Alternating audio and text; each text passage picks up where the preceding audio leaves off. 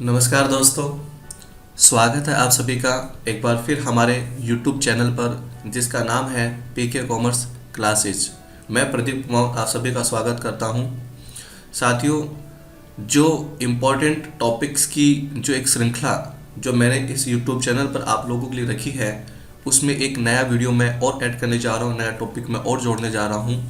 उम्मीद है आपको आज का टॉपिक भी बहुत पसंद आएगा और वीडियो में आप जो है कंटिन्यू बने रहेंगे, वीडियो को स्किप ना करें, ताकि हर एक इम्पोर्टेंट जो लाइन है, टॉपिक है, बात है, वो आपको समझ में भी आ सके, आप उसको नोट भी कर सकें और पूरे वीडियो का जो फ़ायदा है वो भी आपको कम्प्लीटली मिल सके।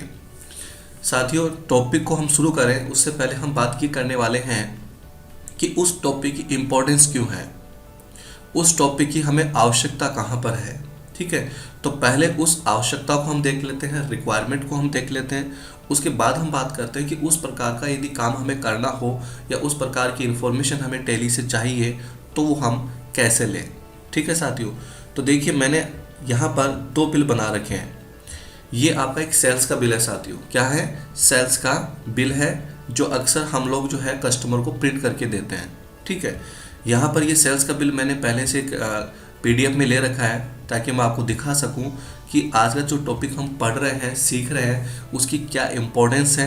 ठीक है, तो देखिए ये एक सेल्स का बिल आप लोगों के सामने है, जहाँ पर हमने ये कुछ जो है ना कैलकुलेशन यहाँ पर पहले से कर रखी है। ठीक है, PDF में है। तो आपको यहाँ ध्यान देना है कि ये जो पहला बिल मैंने आपके सामने रखा है, यहाँ पर इस जगह ये जहाँ पर मैंने कर्सर को मूव किया है, ये पूरा एरिया ब्लैंक है साथियों। क्या है? पूरा एरिया ब्लैंक है। और एक बिल मैंने आपके लिए यहाँ पर और रखा है।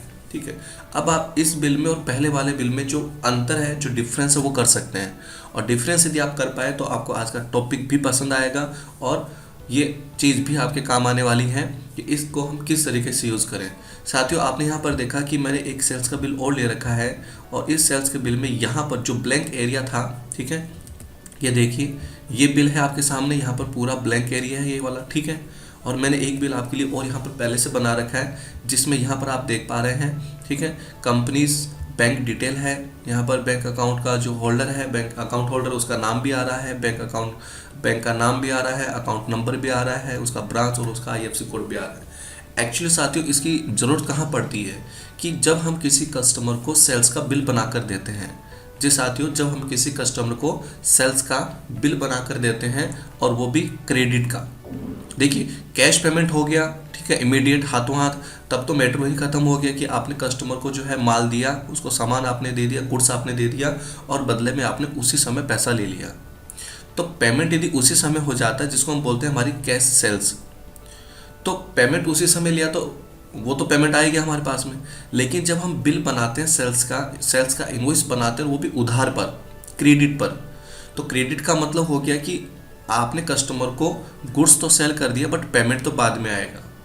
और हम चाहते हैं कि जो सेल्स का इनवॉइस कस्टमर को हम दे रहे हैं, उस इनवॉइस के ऊपर हमारी बैंक की डिटेल भी हो, ताकि कस्टमर यदि ऑनलाइन पेमेंट करना चाहे, कस्टमर यदि मान लीजिए हमें चेक बना कर देना चाहे, तो वो हमें फ़ोन कर ये ना पूछे कि सर आपका बैंक अकाउंट का मुझे डिटेल दे दीजिए। ठीक है, और यदि वो कॉल करता भी है, ठीक है, तो उसको पूरी डिटेल बताने के बजाय हम ये कह सकते हैं कि सर हमने आपको जो सेल्स का बिल बना कर दिया है, आप उसको चेक कीजिए, उसमें बैंक अकाउंट जो है होल्डर, उसका नाम भी है, बैंक का नाम भी है, अकाउंट नंबर भी है, ब्रांच IFSC कोड, यानी आपको जो डिटेल्स चाहिए वो हमने ऑलरेडी आपको सेल्स इनवॉइस के ऊपर प्रोवाइड कर दी है।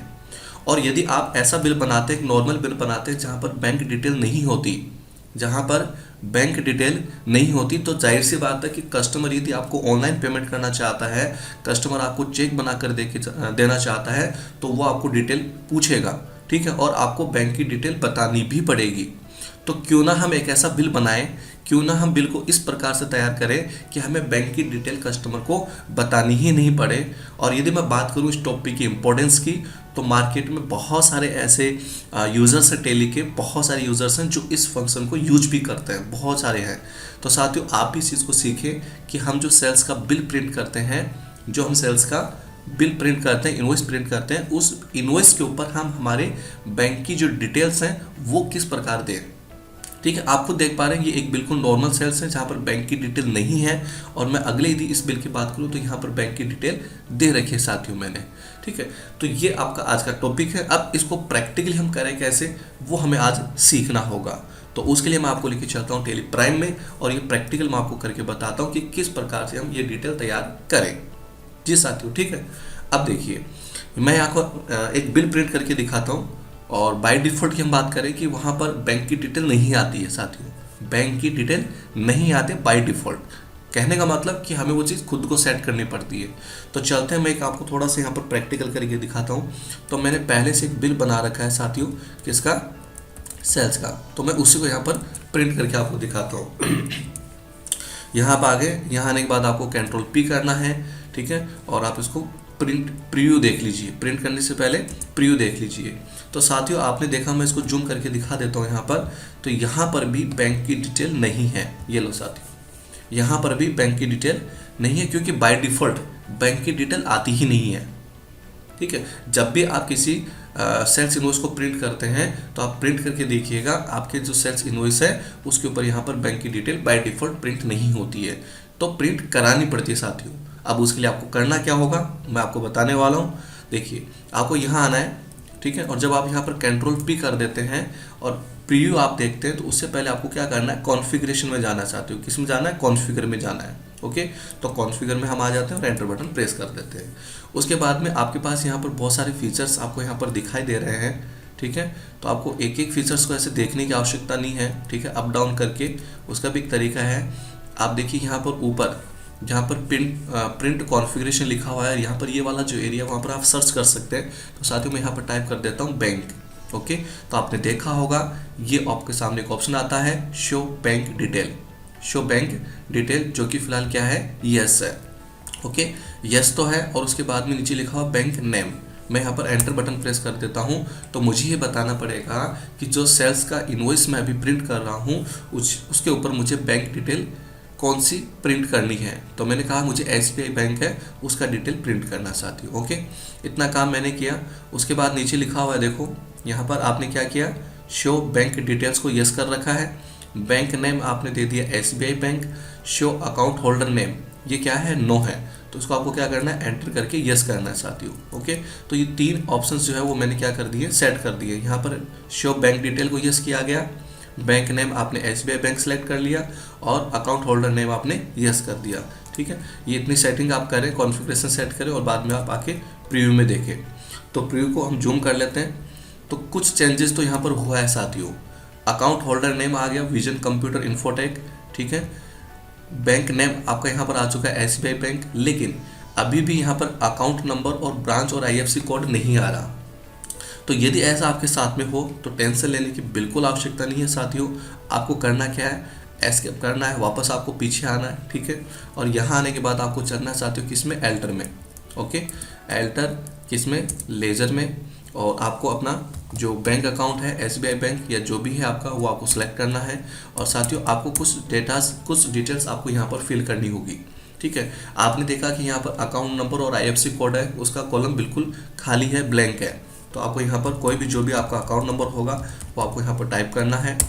IFSC कोड जो भी आपका रहेगा, ठीक है, जैसे SBI और जो भी आपका रहे वो आप यहाँ पर टाइप करें, ठीक है। ये मैंने SBI, ठीक है, एन दे दिया यहाँ पर, और जो भी कोड होता है वो अपने यहाँ दे दिया। उसके बाद में यहाँ पर आपको देना है ब्रांच नेम। तो ब्रांच नेम मैंने यहाँ पर दे दिया शाहपुरा, ठीक है, और कॉमा लगा के मैं लिख देता हूँ जयपुर, ठीक है साथियों।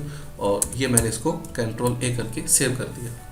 तो यहाँ पर जब आप ये डिटेल्स फिल करेंगे तब क्या होगा, जब आप दोबारा सेल्स बिल को प्रिंट करते हैं, यहाँ पर आप आते हैं और कंट्रोल P करते हैं, ठीक है, इसमें जाए प्रीव्यू में, तो आप अब देखें, ये लो, ठीक है। तो यहाँ पर आपने देखा अकाउंट होल्डर नेम भी है, ठीक है, बैंक का नाम भी आ रहा है, अकाउंट नंबर भी आ रहा है, ब्रांच और IFSC कोड भी आ रहा है।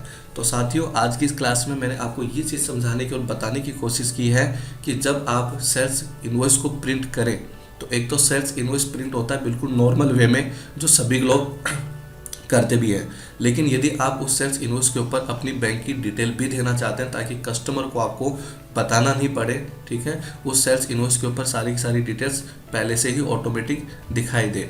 तो इस सिचुएशन में आपको क्या करना होगा वो सारा मैंने आपको कॉन्फ़िगरेशन सेट करना बता दिया है।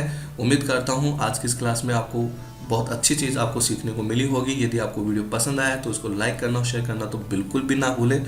और यदि आप नए हैं हमारे यूट्यूब चैनल पर, पहली बार आप यहाँ पर इस वीडियो को देख रहे हैं, तो आपसे सिंपल सी छोटी सी रिक्वेस्ट है कि आप चैनल को सब्सक्राइब कर लीजिए, ठीक है, सब्सक्राइब करना बिल्कुल ना भूलें और बेल आइकन पर आप जरूर प्रेस करें ताकि जैसे ही इन फ्यूचर नया टॉपिक आता है, नया वीडियो मैं आप लोगों के लिए लेके आता हूं तो उसका नोटिफिकेशन वो तुरंत आप तक पहुंच सके। साथियों, आप वीडियो के अंत तक बने रहे, इसके लिए आपका बहुत बहुत धन्यवाद। मिलते हैं जल्दी ही एक नए टॉपिक के साथ में, तब तक के लिए बाय बाय।